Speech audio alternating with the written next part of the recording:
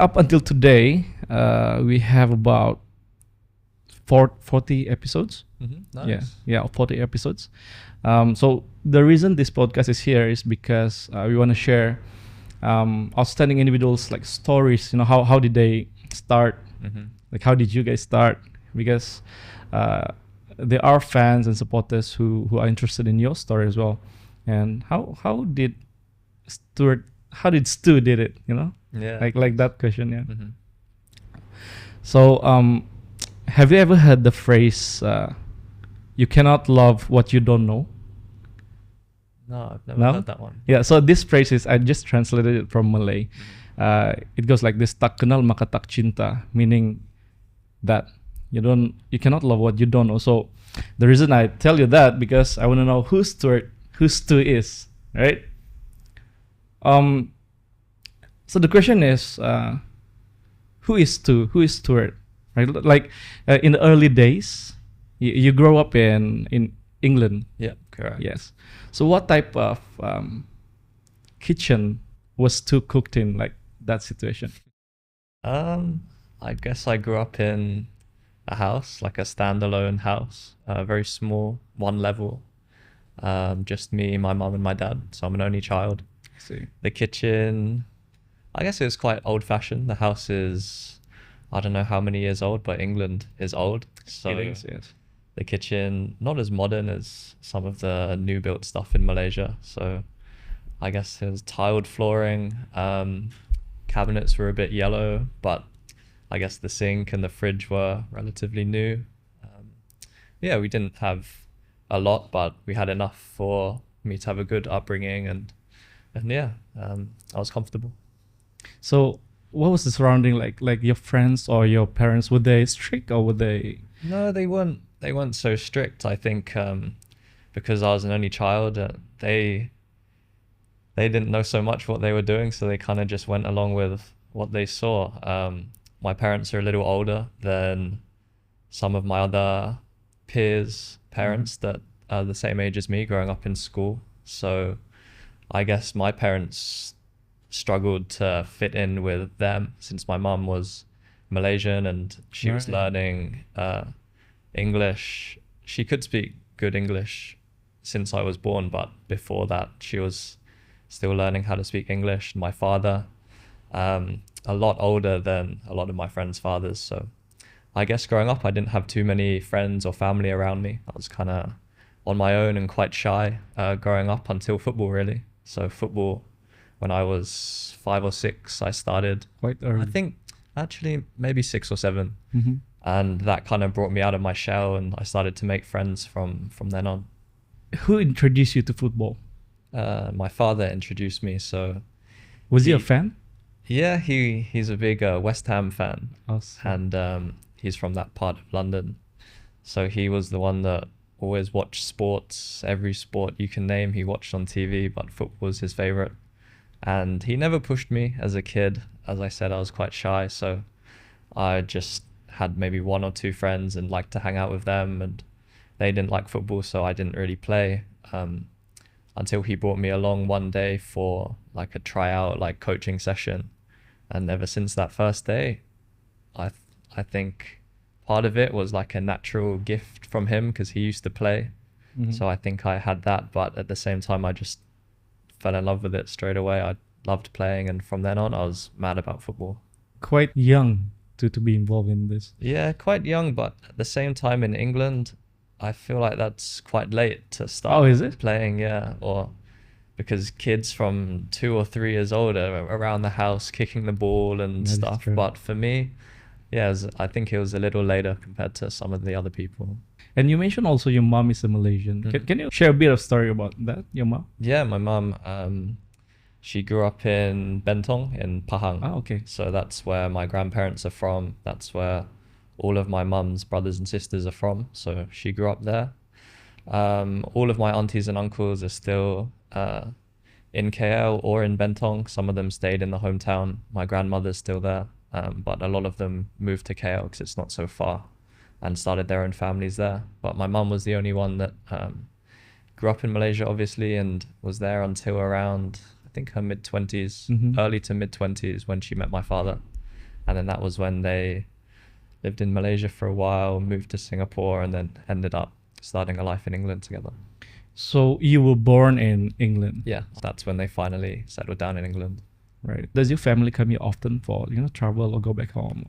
Yeah, I'd say during the summertime, like the school holidays in England, I would travel to Malaysia, me and my mum, every maybe 3 years. Every 3 years we'd come back.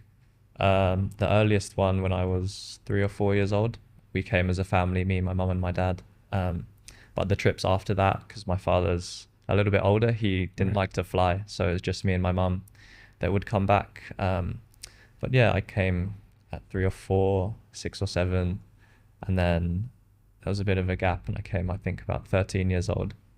And then when I was about 20, I came for a trial, and then 22, I finally moved here. I read your story as well, and you got your first break at such a young age, right? That was 2016, wasn't I it? played in England from at the age of 6 or 7, just kind of local football, until around 9. I think I joined an academy, so Southampton's youth academy. I played 9 there. years old? Yeah, 9 years old. Now it's even younger. The kids are getting scouted at like 5 That's 5 years old. It's crazy, yeah. But even 9 seemed young, so that's where I first started playing more competitive at kind of a higher level. Stayed there for around 10 years until I was 18. And then 18, I went over to the US to do kind of like a sports scholarship, like a football scholarship, but also get an education as well. So I did that for 3 years, and then after that's when I came to Malaysia. At 9 years old, do you get paid to, in that academy? No, you don't get paid, but as you grow up and as you get older, even from 9 years old, you get your transport covered, and all of the sessions are obviously free because they want you to be there. They want to train you up to hopefully one day you becoming a professional and kind of paying them back. So you never have to pay out of your pocket for anything, but you don't start earning actual money for yourself until 16. How did you feel when you got that opportunity to be, to train in that academy? I think at the time, it never really crossed my mind that it was such a big thing. I felt like I enjoyed playing football, and at the time that was the best place for me to be, to do what I love in such a consistent basis at a high level where it was competitive and other players like me were able to show what they had and play as a team and play against some of the other best youngsters in the country. So it was cool, yeah. When you need to tell that story that your dad introduced you to football, I was talking to Pak before this, and he said his dad is the one who introduced him to football as well. And what did your dad say to you when you're in that academy, or you were selected to be in a professional league? I don't think there was ever too much pressure on me. I think he knew that I loved playing, and that he just wanted to support me and do what he could for me, because I lived in a place called Woking in England, and then the team I played for was Southampton. It was probably an hour and 20 minutes drive away, and from from 9 years old, you have to make that journey like after school, and it's tiring for him to drive me there, watch the session, drive me back a few times a week, all of those years. So I think, it's definitely a commitment for parents out there, especially ones that live far away from the team they're playing for, to do that for your child. Definitely difficult. So definitely grateful for that. How old is your dad now? My dad, unfortunately, passed away in 2018, but he was 82 at the time, I believe. So if he was alive today, he'd be obviously very proud, but he'd be maybe in his late 80s. So as I said earlier, quite old for a parent of a child my age. I'm so sorry. So you lost your dad when you were, how old were you? 20. 20, yes. Is your mom healthy? Yeah, my mom's healthy. She's she was in her late 30s when she had me. Now she's in her early 60s, so she's healthy and comes out to visit once a year, and it's good. She stays in England? She still stays in England, yeah. But I think over the next few years, she'll make that transition to start living in Malaysia again. Understood. Episode ini disponsor oleh Kapet Merah Production. Kalau kamu mau services seperti wedding, fotografi, videografi, ataupun foto video untuk pelbagai event lain, kamu boleh kontak dorang. Dan kalau kamu adalah businesses, kamu mau buat website business, website corporate, ataupun website e-commerce, kamu boleh kontak Kapet Merah Production. Kamu boleh pergi kapet-merah.com untuk tengok services yang Kapet Merah Production ini offer untuk businesses kamu. Jadi kalau kamu mau naikkan brand kamu di social media secara online, kontak Kapet Merah Production. Back to the podcast. When you were selected to be in a club in England, was that I think I saw the Metropolitan Police, was that? Yeah. What was that like? So you were from an academy, and then what did you do until you get selected in a club? Yeah, so it was kind of like you stay in the academy and you keep getting, I think, 2-year contracts. So when I'm 9 years old, I stay till I get a contract, and I'm allowed to stay until I'm 12 years old. And then when you're 12, at the end of the season, you'll get a decision when you're going to stay another 2 years or not. So you get to decide. I don't get to decide. The coaches get to decide kind of if they still see the potential and if I've been doing well, if they want to keep me there. So you keep getting these 2-year contracts to under 14s and then to under 16s. And then under 16s is kind of a big one in England, where you either get a 2-year scholarship or you have to go find a new team. So a 2-year scholarship's kind of like, until this point, you just travel to training. But at 16, that's when you start living at like the team you're playing for. So I kind of moved down there with a host family that's paid to look after me. And then I stay there during the week, Monday to Saturday. I'll play the game on Saturday, and then I'll get to go home to my parents just for Saturday evening and Sunday. And then I'll travel back Sunday night for the week to start again. So you do everything there. You do your football training in the morning, your gym work, and then they'll do school work for you. So during the ages of 16 to 18 in England, it's college. So you still get kind of like, I got a BTEC sport, which is the equivalent of kind of just like a sports diploma during the time there, 16 to 18. So you still do your school, but you're kind of learning how to be a professional footballer during that time. So do you have to excel in your school and also in your, your football career as well? Yeah, I'd definitely say so. During maybe from the age of 12, it might be even younger now in English academies, I used to miss 1 day of school a week in year 7, which I was, I think, 12 years old. And then as the years go on, 12, 13, 14, so year 7, 8, 9, 10, and 11, I'd start to miss more and more days of school. By the time I was in year 10, I'd go to school 2 days a week, and then Tuesday, Wednesday, Thursday, I would be at Southampton's academy, staying with the host family and doing my school and football there. So if you don't get good grades, then your high school probably won't let you go.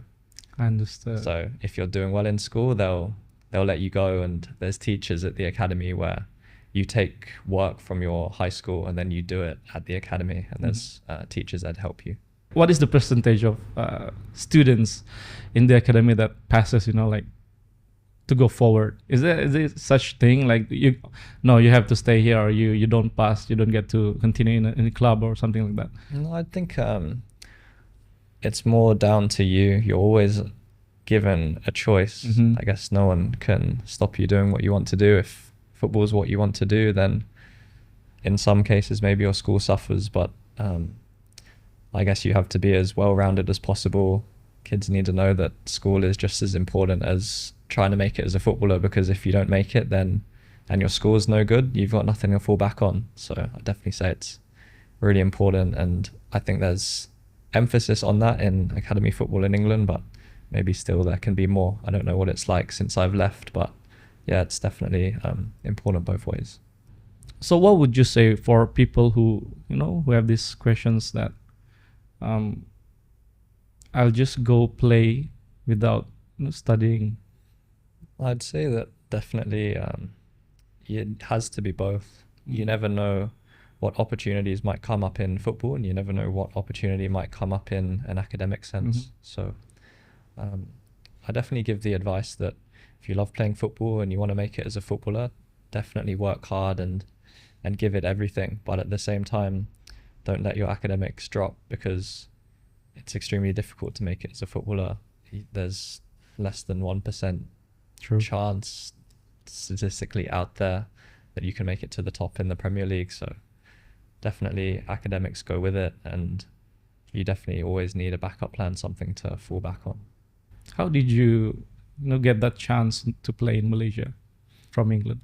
From England, there was actually I went from England to then study in America, and then after studying in America, I got that chance to come here. Playing in America is, not many people know kind of that like niche that there is there. Mm-hmm. So getting released from academy football at the age of 18, it was extremely difficult for me to find another club to go into at the time. And I kind of just wanted to go somewhere that really wanted me. And there's this opportunity to go into America and take a scholarship where you might not have to pay so much money to play on the team there, or to go to the university and earn a degree at the same time. So I kind of did that for 3 or so years, and I always knew at that time, even though that wasn't professional, I wanted to still make it as a professional footballer. So I was kind of racked my head about ideas whether to stay in America and try and play there, where it's difficult. There's limited foreign spots similar to here. And then just by chance, I think someone that I knew in England grew up and went to school with Junior Eldsdale. That's actually my national team teammate now. Awesome. And then somehow they got talking, and my ex-agent in England said, like, aren't you half Malaysian? I've got a friend that I still follow on social media and stuff, and he looks like it's amazing out in Malaysia. He's playing in front of all these fans. He's getting opportunities to play for the national team. Like, can't you try and do the same thing? And as I was growing up, always fans from this side of the world, some would message me on social media and kind of say, like, why don't you look to come out here and play? I never thought too much of it because I was at Southampton's academy trying to make it in the Premier League. Yeah. But as you get older and time passes, it seems like an opportunity that's very professional out here. So through contacts, I managed to get a trial at Johor JDT to start with, and ever since that day in, I think, 2019 now, things kind of kick-started from there. So you audition here, like, what do you call that? It's not audition, it's it's tryout. Yeah, It's a tryout. A tryout, yeah. I was still playing in America at the time, and studying and doing my degree. And during like the summer break, I managed to get the tryout here for JDT that Junior and being close with people at JDT managed to arrange for me. So I came over for, I think, a month or so to play a little bit with JDT2 and trained a little bit with JDT's first team, and kind of just join the trainings, and they monitor you and see if you're good enough to join the team, really. And since then, they offered me a contract for when I was finished out in America, and that was obviously a very exciting day for me to get offered that professional deal. So that's kind of where it all kick-started in Malaysia, and I'm grateful for them to helping me with the process to bring me over here. Did you have any plans if you don't get that opportunity to be selected in Malaysia? Did you have, what is your backup plan? Yeah, I guess my backup from there was to keep working hard in America. There was clubs for when you finish your time playing college. It's almost like an academy there. In the MLS and the lower leagues in America, they look at college players to go and play professional to make that step up. So I think I would have gone on trials at maybe teams in USL Championship or USL League One, which is the second and third tier of America, like some of my other college teammates did, and tried to make playing professional out there. There was a time when you scored 2 goals in that one game. Can you share a bit of that, that story? Yeah, I guess that experience. That was kind of my big break in Malaysia. I guess before that I was a bit more of an unknown player, unknown name, especially to Malaysian national team fans. The AFF was my first call up, where there was regular players for the national team that were kind of missing from that one, and there was a lot of new names that Coach Kim named on the list for that particular call up. So I knew it was a big opportunity for me, especially to kind of show everyone what I could do.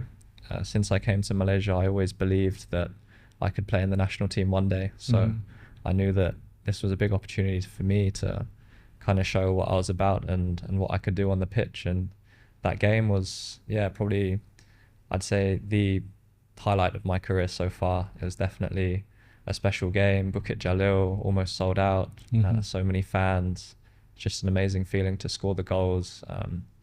Something that I always knew I could do, and I always believed in myself, but it was just a matter of taking that moment and yeah, showing people I'm capable of something like that. Yeah, for sure. And people recognize your talent as well. I mean, that's amazing for you. Good for you. Thanks. And then what is the transition like? Like, how did you come to Sabah FC? Yeah, so this was during my first season. I was playing with Johor 2. So in the Malaysian Premier League it was at the time, which is now revamped to the Under-23 league. I was enjoying myself there. First season in Malaysia, you know, just getting experience and given opportunity to play with JDT2, which also at the time had a lot of very established players in Malaysian football. Fadli Shas was there, Shazwan Andik, Irfan Faisal, Gary Stephen Roberts. So a lot of these guys helped to guide me and show me the ropes. And about halfway through that season, we actually played a friendly game against Sabah. So Sabah travelled to Larkin Stadium down in Johor to play against us, I think maybe during a national team break or something. And I played that game and did really well. I guess some people over at Sabah liked what they saw. So being in the Premier League, which was the second division at the time, playing with Sabah would be a step up. It'd be an opportunity to play in the Super League, and there's more eyes on me playing in the top division here. So people approached me from Sabah and they talked to people over at Johor, and they agreed kind of like a loan deal for me to come across at the end of the season for the start of 2022 on loan with Sabah. So that was kind of how that was done. So it started from a loan and then now it's permanent, right? Yeah, correct. Yeah. How did that change? Yeah, it kind of did one season with Sabah, got to the end of the 2022 season and I signed a 2-year contract initially with Johor. So I did my first year of JDT2 and then my second year was on loan with Sabah. Right. So by the time your contract runs out, there's decisions made and kind of club to club talk, because Sabah were interested in keeping me on as a permanent player, and they came to an agreement that they were happy to have me go over to Sabah on a permanent basis. So awesome. That's how it happened. You know, that feeling, that mindset before you start the competition. So when you come to the pitch, what is your mindset? What is it that you think before starting that game? Yeah, I guess for me, there's no one thing. It's different from a game-to-game basis. The amount of people in the stadium, there's difference in like the level of the fixture, who you're playing against. I guess it all kind of mentally, not on purpose, but it can mentally have an effect on you. So game to game, I kind of think about the tactics and what I need to do, what I need to focus on for that particular game. I feel like for myself, I play better when I'm more relaxed and not thinking about things in detail too much. So I try and remind myself of that, but also at the same time, try not to lose focus in key moments. So definitely a lot of reminders, and it changes from game to game, but yeah, focus and not being too tense is big for me. Does the amount of fans affects your confidence to play, or? I wouldn't say that. I'd say for me as a player, I like to play in front of the big occasion. I like to play against the big teams and have the whole stadium full. I feel like it's easy to get up for those games. It's more the games that maybe not so many people are in the stadium, or you're playing against a team that realistically you should beat. I think these are the games that for me I really need to amp myself up for a bit more and not take things too easily at times. Right. And how is the new environment in Sabah? What do you think of the new environment? Is there any cultural transition that you have to change, you have to learn here in Sabah? No, I wouldn't say so. I say that always when you're moving to a new place, you need to slightly adjust things. I need new places to go and eat, or new places to go to the gym, or just finding out these new things that will make me comfortable here. But definitely I think Sabah as a place, the people are so welcoming, so nice. Everywhere you go, if people follow football, they'll say hello to you and maybe ask for a picture or something. People are never rude. I'd say that it's definitely a really nice place to live, and I enjoy living here a lot. Yeah. That's good to know. How about the food? The food's great. I'm not the best cook, so I don't cook my own food so much. I see. Grab's always available, and there's plenty of nice restaurants to eat here, and I've tried all of the local delicacies that people have brought me to, so definitely can't complain. The food's great and the seafood's fresh. True, I understand. Is it different from England, the food? Of course, it's very different. For me, I'm a bit of a boring eater. I'm not too keen on so spicy I see. and this kind of thing, but I guess I kind of stick to what I know and what's good for me. I try to be healthy, but definitely there's some good food here. Are you open to try like delicacy? Fish head soup I've tried, right? And like a lot of the fish soup. He said bakso. I've had bakso. Bakso. Yeah. Boso. Do you know boso? Boso is slightly different. Is it not bakso is more Indonesian? Yeah. So bakso is a type of soup noodle. Boso is a type of pickled fish.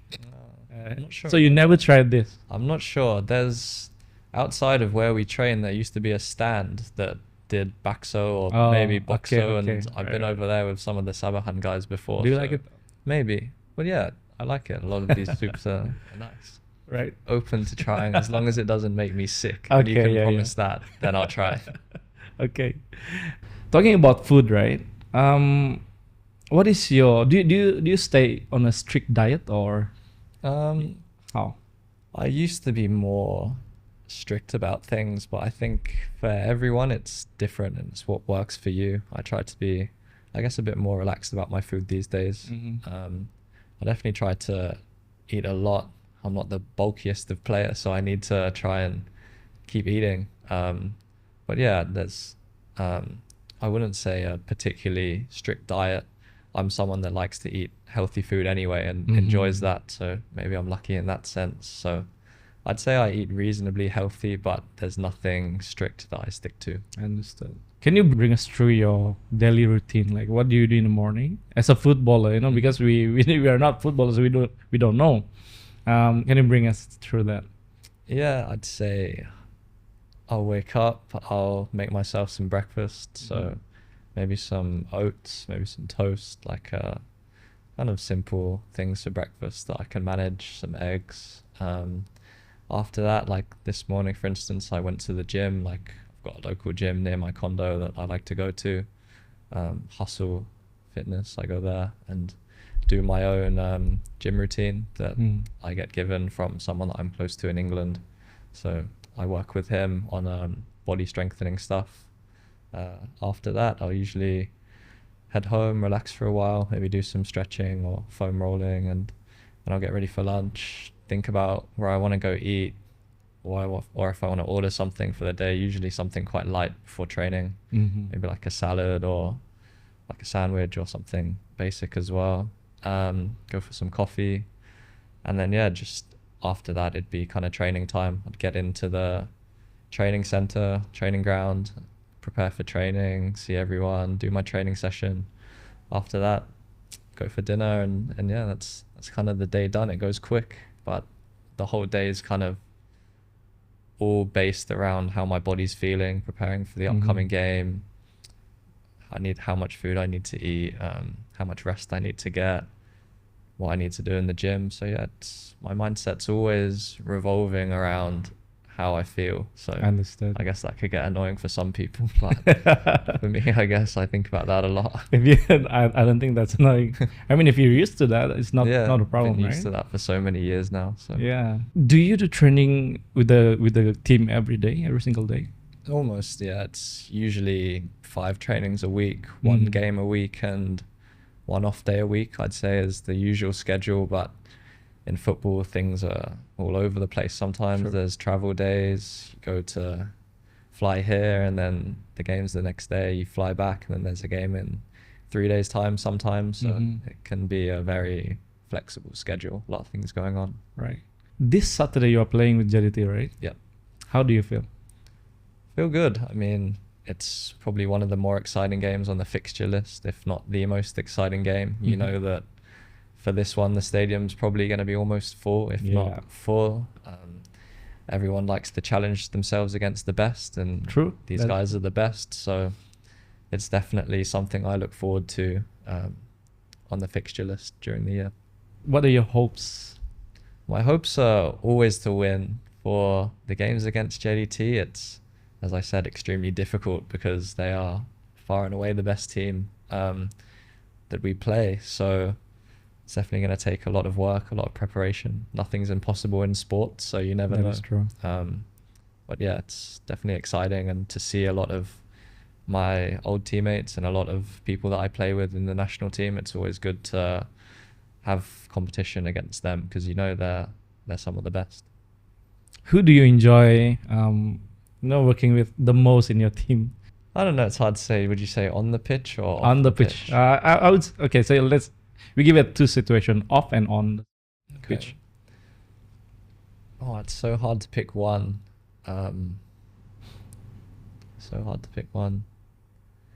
I'd say Sadil is someone that I've played with for over 2 years now, so I know him well, and being in midfield and him being such an electric player, I kind of just got to get him the ball.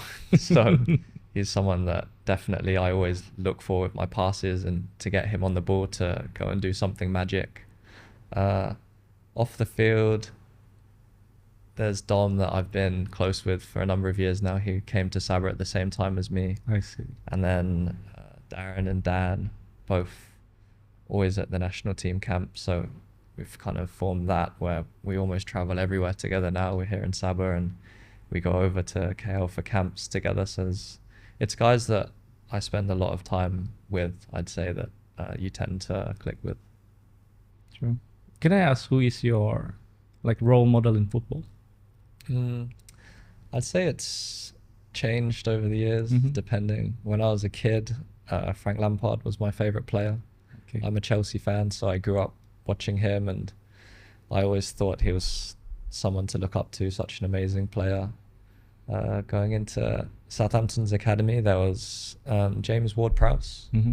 So he was a few years older than me, someone who went through the academy and ended up making it and captaining the first team. So I thought that's awesome. He's someone really cool to look up to as well. And then coming to Malaysia, I'd say Brendan Gan is someone that I really look up to. An amazing player, an amazing person, been through so much with injuries and his cancer and everything, and still managed to always come back to such a high level. Obviously, all of these guys, they play same position as me, so that's why I like to look up to them. But yeah, just huge respect. He's in his later 30s now and still playing in the national team, and that's someone that I really look up to try and have such a long career like him, playing a high level. Do you already see what age or until when you're going to play football? I'd like to think that I play as long as my body lets me, into my later 30s. I don't know how some of these guys have done it. Someone like Karel Fahmi, that's been around Malaysian football, being a #1 goalkeeper since he was 18 or 19 years old, and now he's in his 30s. So even I started only 3-4 years ago now, and I'm already starting to feel it. So it's definitely difficult, and I'm definitely seeing these guys' pain. But to try and keep on top of things and try and hopefully stay healthy, definitely later 30s is my goal. Park would say 40. Park would say 40. He's still... No, he said 40. He said 40. He's still going strong. I wouldn't put it past him. He's a fit guy, strong player, so I can see that. Actually, I put a poster, before this our session. I asked for questions from fans, listeners. So I got few questions for you, right, from them. What is your view on Sabahans as a guy who is born and raised in England? Yeah, it's like I said before, extremely friendly people. Sabah's a place where there's so many different cultures, so many different types of Sabahan people. So yeah, just extremely friendly, extremely welcoming, and definitely happy to share their culture with you and make you a part of it, feel at home living here. So definitely nothing but love for Sabahan people. Awesome. So when the time comes, when or where do you want to retire? That's a tricky question. I think definitely I'll be in Malaysia. Maybe Sabah, you don't know. Sabah, or I've really enjoyed living here, so I wouldn't put that off the list. I guess maybe KK, maybe KL, but definitely Malaysia. I enjoy the warm weather too much to You do? go back to England. I won't be in England. It looks fun, having that 4 seasons. Why do you say you enjoy the warm weather? I think the novelty of the 4 seasons when you've grown up in England definitely wears off quick, because the rain and the cold is way more than it's ever sunny and warm. And So the 4 seasons just aren't balanced, I'd say. So it gets cold real quick in England and rainy and cloudy. I think here, like it being warm every day, the sun's out most of the time. I think it definitely can affect mood, and it's more enjoyable for me. But maybe that's because I grew up somewhere else and I'm used to being cold. Now I'm enjoying the sun, so I'm not looking back. I think I understand that. So where do you enjoy the most in Sabah? I'm sure you've traveled around. Yeah, I guess I actually never been to the other side of Sabah yet, so I've never been to Tawau or Even the Sandakan. south. Okay. I've never been to those kind of areas, and that's definitely on the travel list to go and see. But yeah, I guess I enjoy around KK going to the nearby islands and like the clear water and the beaches and that kind of thing over there. So that's probably one of my favorite things to do here. Mountains, hiking, or islands? I'd say I'm more of an island type person. I'm not much of a hiker. I haven't done Mount Kinabalu yet. One of my teammates, Dan, has, and my uncles also has, encouraging me. So maybe one day, but I'd say I'm time away from football. There's enough physical activity going on there, so I like to put my feet up and relax and enjoy the sun somewhere. Understood. Right. I think that explains, because you mentioned you love the warm weather. Yeah. Right. So do you have any message for like fans and supporters, especially that you have this game coming with JDT? Yeah, I'd say the support's been amazing the last few years with our team. I've seen that we're number 2 amongst the average amount of supporters for home games the last 2 years, so I'd encourage fans to stay behind us. Football can be up and down sometimes, but fans, they need to know that they can stick by us, and we're always giving our everything for the team, for the club, for the state. So yeah, I'd encourage fans to stay behind us, support the team, support their players, and definitely come to the stadium, because the JDT game's always exciting. So that's something to look forward to. Awesome. And so in this podcast, I have like a tradition, So each guest gets to ask a question to the next guest. So Park did ask a question that you need to answer, right? So his question is, what is the difference between the supporters that you get from your own place and here in Sabah? I'd say that the supporters here are kind of behind you no matter what. I'd say that you win a game and they're extremely happy. If you lose a game, they're happy that you tried and that you gave everything. If they see you working hard, then they'll be behind you. They're definitely a very friendly fan base, I'd say. Sometimes if if your team doesn't win or if you haven't had a good game, then supporters from other teams in other places can really get on your back. But here, I definitely say it's a lot more encouraging. So yeah, definitely enjoy playing for the fans here a lot. All right. Thanks. If you've had a bad game, for example, what do you do to try and refocus or play better the next game? Okay, let me just write that down. Give me a minute. Hi everyone, I'm Stuart Wilkin. My friends call me Stu. You can watch this podcast, Stef It Up, at 8 p.m. on YouTube. Any other channels? That's all. That's all. Please give it a watch. Thanks. Thank you so much. Stef It Up Lounge, create, share, inspire.